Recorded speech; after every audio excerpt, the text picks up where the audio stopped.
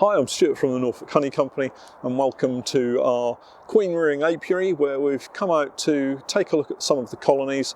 It's a very bright sunny day. We've had some fairly awful weather of late, but this morning we woke up to a frost and the ground is still quite firm with frost and some of the beehives are covered in a frost as well. However, where the sun has come through and is warming up some of the hives, we've got some bees out flying, probably on cleansing flights. There's not much else for them to be doing, and hopefully that's an indication that all is well in those colonies. Before we get started, I just wanted to say a really big thank you to those of you that have recently signed up on our Patron page, and for those of you that are not aware of what that is, if you take a look in the description below, I'll put some information and a link through. It's a site that you can go to and help support us in producing more of these videos. But I'd particularly like to thank Helen, David and Peter for joining us in December, and Paul, Greg and Damien for signing up this January. Really appreciate your support and welcome to our little group. So today we're looking at a method of marking our beehives with a view to equalising out the brood that's inside those colonies in the spring. And the first thing to say is that you should only do this if you are absolutely certain that your bees are healthy. The last thing that you want to be doing is moving brood frames from one colony to another and having some form of disease in those frames and just spreading it throughout your colony. So you really need to know that you've got healthy bees. Having said that, as a huge disclaimer, once you know you have healthy bees, there's nothing to stop you from moving some frames around to help the weaker colonies out. And that's what I intend to show you today, exactly what we do in terms of marking up the hives in preparation for when the weather warms up. This is not something that we're going to do now. It's something that we're preparing for as the season kicks in late March probably. Okay, so I'm going to call this the Beehive Shuffle, and it's not a new system by any stretch of the imagination. Lots of people out there use this method to equalise out their colonies in the spring so that any colonies that are maybe a little bit weaker can have some additional brood and therefore be a bit stronger going into the spring. And for me and a lot of beekeepers here in the UK, with the oilseed rape crop being fairly early, it's always nice to have a larger spread of slightly better than average colonies than having one or two very strong colonies, some average colonies and then some weak colonies. So the idea is that we're going to bring up all of the colonies to a level strength so that they're all ready to go onto the oilseed rape and take advantage of that flow. And the way that I do it is come into the apiary. We've just treated with oxalic acid and we're going to be putting fondant on some of the colonies in the not too distant future. And I use queen marking pens. Now these pens you can pick up from beekeeping supplies. They're normally around £4 or £5, I think, but if you go onto Amazon, I'll pop a link into the description below. I think I bought 3 new pens just last week for around £2.50 each, so it's worth just shopping around. So the way that I choose to mark the colonies is that if they're a weak colony, and let's say they've got between 1 and 3 seams of bees, then they'll get a red mark. If they've got 4 to 6 seams of bees, they'll get a yellow mark. And if they're a really strong colony, 7 or above, then they'll get a green mark. So that's the first inspection. And we're not going to open up the hives and start pulling frames around. We're literally taking the roof off and just having a look for seams of bees. And then as we move forward, we'll do another quick look and go through the whole process again.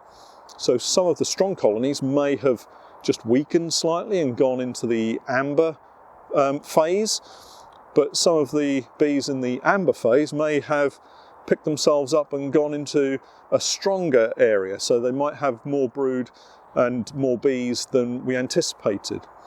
But also we're looking for those bees that are really strong and have maintained that strength all the way through the winter. So we'll grab the smoker and we'll just take some of the roofs off the beehives here and show you the process. So we're just going to take the roof off this colony and have a quick look. And with the Maysmore polyhives, I guess one of the good things with the polycarbonate clear sheet that we've got is that we can see the actual seams of bees that we've got in here. So in this particular colony, we've got 1, 2, 3, 4, 5 seams of bees. So this is an amber colony.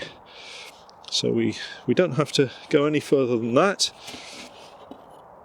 We can pop the roof back on.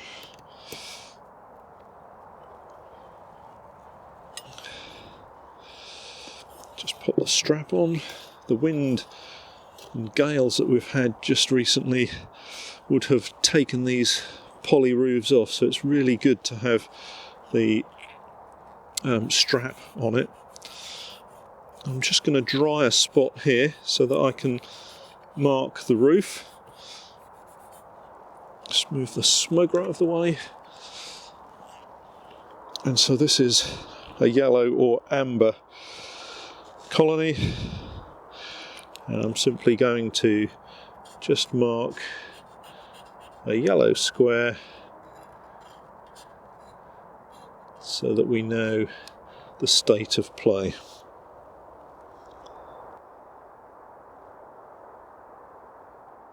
So this colony's actually got quite a lot of bees flying, again out on cleansing flights. So we'll just have a quick look. So here we've got 1, 2, 3, 4, 5, 6, 7, 8, 9, 10 seams of bees. So that's a really strong looking colony.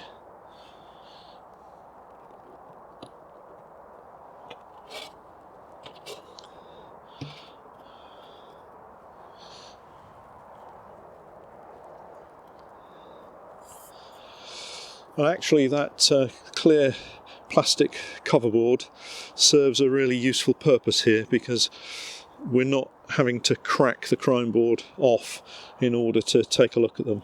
So I'm just going to dry this corner so that I can mark it up with a green square this time. Just using a piece of kitchen towel to dry it.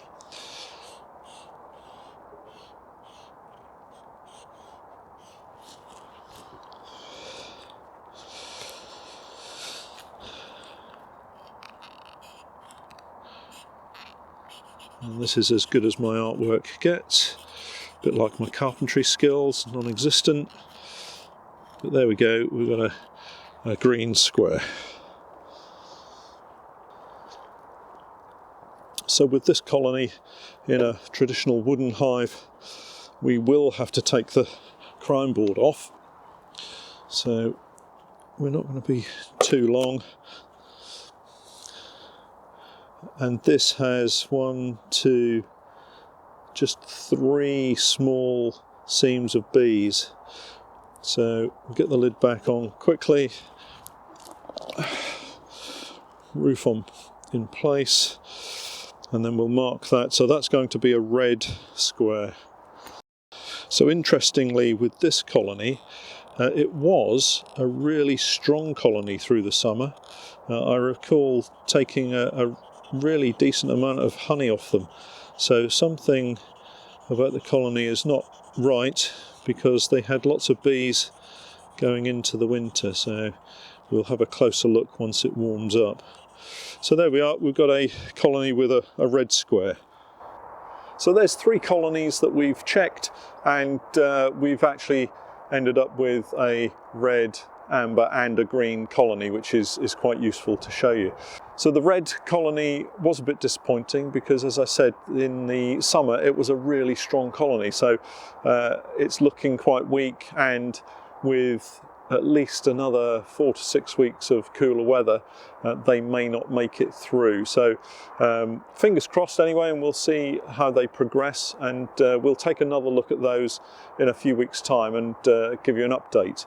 I think what we will do is bring some fondant over and get that onto them and make sure that they've got sufficient food, but that colony has dwindled in size quite dramatically. But we'll see how they get on. If you haven't yet subscribed, please do hit the subscribe button, and don't forget we've got our Facebook group, Stuart's Beekeeping Basics, where you can join in the conversation with other beginner beekeepers. And we're also on Instagram and Twitter. And as I mentioned earlier, don't forget we have our Patreon website where you can help support us in making these videos. It's been noticeable that the sun, having now warmed up some of the hives, they're all starting to become active, so they're out on cleansing flights, which is great. So while we've got some good weather, we're going to just continue through this apiary and mark up all of the colonies with their appropriate coloured square, and we'll be then set for another inspection in a few weeks' time. So we're going to carry on with that. I hope your beekeeping is going well and that you're prepared for the new season, or getting prepared for the new season, and we'll catch up next time. Thanks for watching.